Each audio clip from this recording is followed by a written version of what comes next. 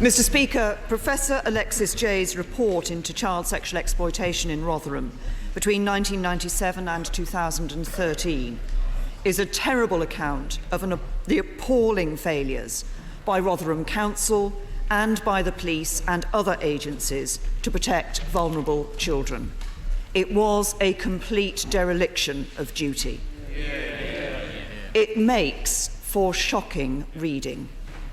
1,400 children, on a conservative estimate, sexually exploited, raped by multiple perpetrators, trafficked to other towns and cities, abducted, beaten, intimidated. Like the rest of this House, I was appalled to read about these victims and the horrific experiences to which they were subjected. Many also suffered the injustice of seeing their cries for help ignored and the perpetrators not yet brought to justice. There can be no excuse for that. Last week I spoke to the Chief Constable of South Yorkshire Police to receive an update on the live investigations into child sexual exploitation in South Yorkshire and the force's plans to ensure that victims and witnesses receive the highest levels of care and support.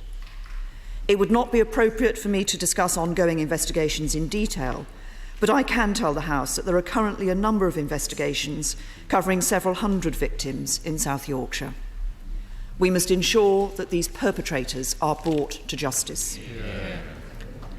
Mr. Speaker, Rotherham is just the latest in a line of harrowing revelations about the sexual abuse of children.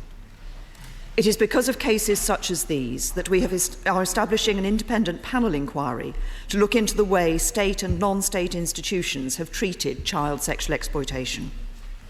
Later this afternoon, I am meeting Professor Jay to discuss her report to make sure that her findings and all the lessons of Rotherham feed properly into the work of the panel inquiry.